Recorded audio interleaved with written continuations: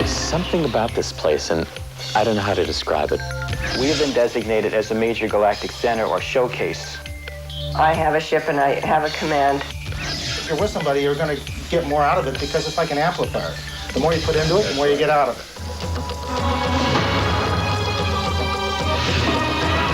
From the boundaries of the universe to the depth of your soul, embark on a journey through the unknown and unexplained as we explore mysteries, magic, and miracles.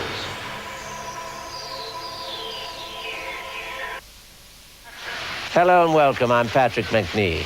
Today, we'll discover one group's real-life version of the Star Trek Federation.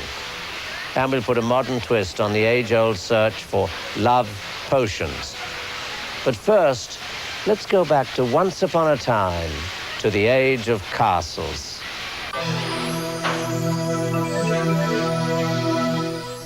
Through the ages, castles have conjured up a mixture of images, from dragons and dungeons to Cinderella and lavish balls. Well, in reality, castles have housed just such a mixture, and today, they still do.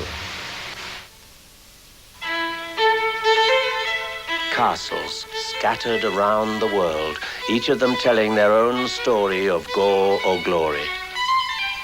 Set on distant hills, with their massive stone walls and soaring towers, castles house myths about ghosts, honor, evil, and magic. It all started in ancient Europe when the Norse and Teutonic tribes invaded the land. These barbarians were fascinated by the ruins of the lost civilizations and made the broken walls their shelters. The idea of castles had begun.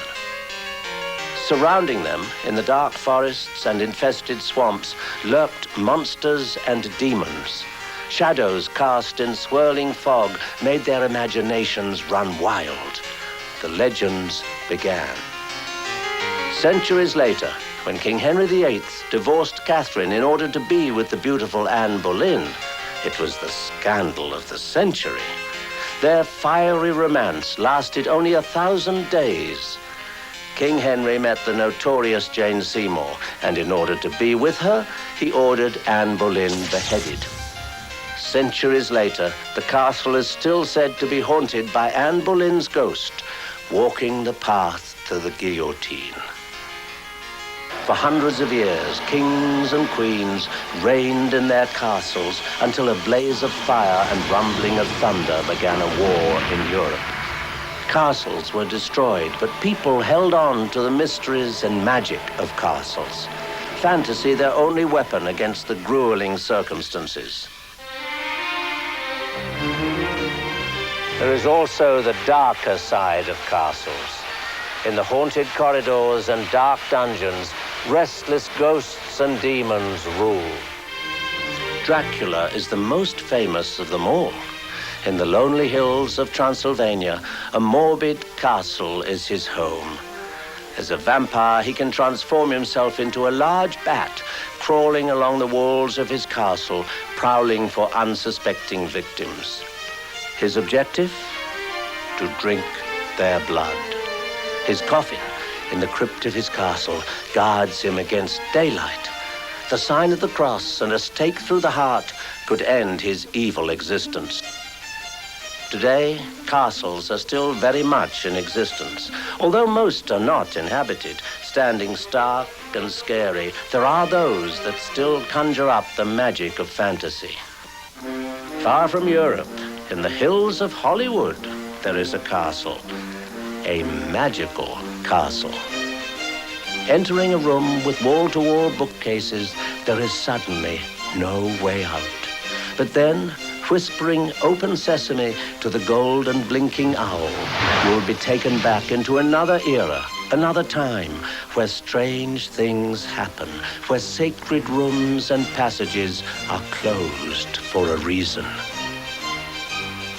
There's something about this place, and I don't know how to describe it, but whatever it is, reaches out throughout the world and pulls in all the people who believe in the unbelievable. Every corner and room reveals something strange, luring you to go deeper into the castle. But there are mysterious rooms that nobody can enter, rooms that hold the secret to the wonders of life and magic. This is the absolute inner sanctum for the Academy of Magical Arts. Come with me. To give you some idea of the kind of place we're going, myself as a professional magician, it took me over 22 years before I was actually able to come in this deep into the inner circle. Some of these books, I can tell you, go back to the 15 and 1600s. In fact, this book I know is somewhere around the middle 1500s. It's the discovery of witchcraft, and it's probably a pretty safe bet you're not going to be finding out what's inside here anytime soon.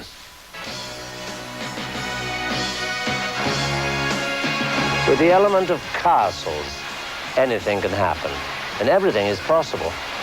We are only limited to our imagination. After all, a man's home is his castle, and every castle has a king.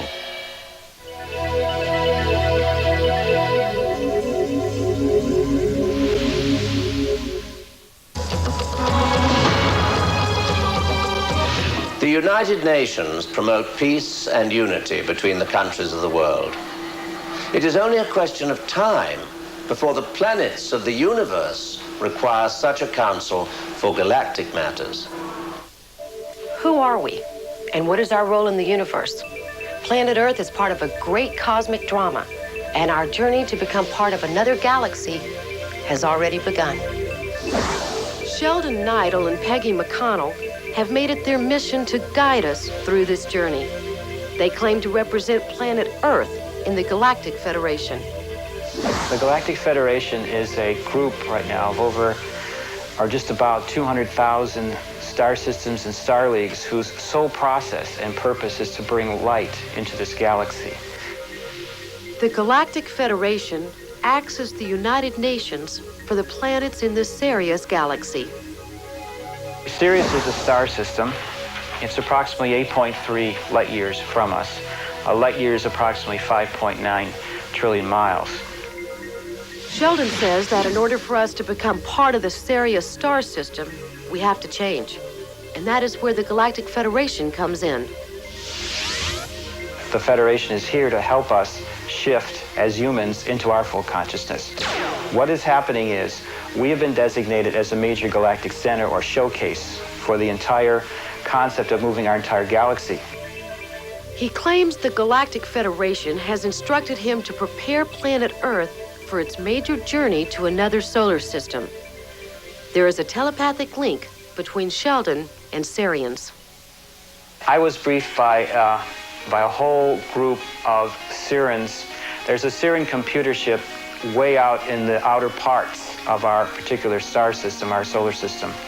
So I'm constantly in contact, I'm constantly getting information, I'm constantly being told what's going on, both up there and down over here. The Galactic Federation has a tremendous task in this galaxy. Well, right now, they are controlling the different gates, stargates, which are the interdimensional portals through which all the different groups go. Both Peggy and Sheldon are in contact with the Galactic Federation on a daily basis. He'll get the ship's reports, where I'll get the counseling reports, or I'll get the medical team reports. I have a ship and I have a command. My primary purpose is counseling, and I'm able to communicate with the different civilizations, different planets, and different processes. Sheldon has been contacted by the Sirians since childhood. I've been afraid to say it to anybody because I thought they would say I was totally crazy. Most of us right now are here for a basic purpose. That purpose is to help this planet shift into its full galactic crystalline consciousness, as I like to call it, and also help all of us as Earth beings, as Earth humans, become fully conscious beings. Reaching full consciousness means major changes in our outlook on life and in our physical bodies.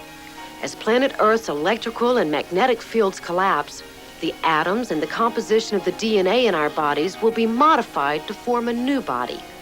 We will not be living in the third dimensional reality, but in the reality of the galactic light. The fundamental physical changes also lie in the composition of our DNA. If we would just open our eyes and see that we are the blessings and we are the gift, that really is going to transform our whole galaxy.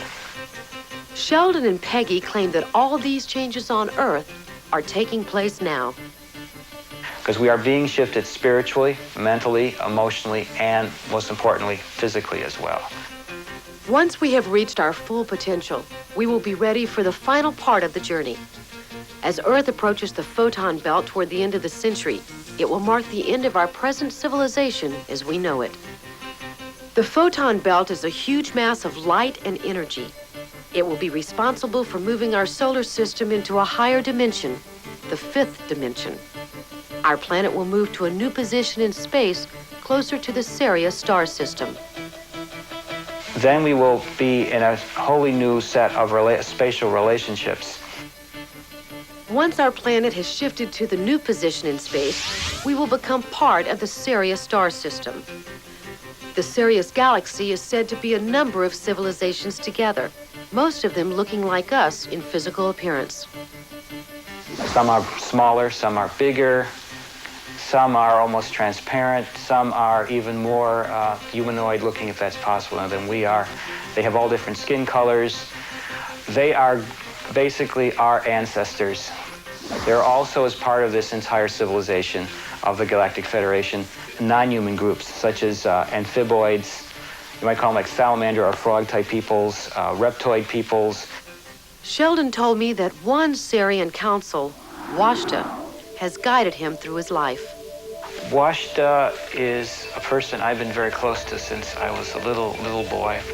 I've seen more and more that the message that he gave me and is continuing to give me is a message of great, incredible love and hope for our planet.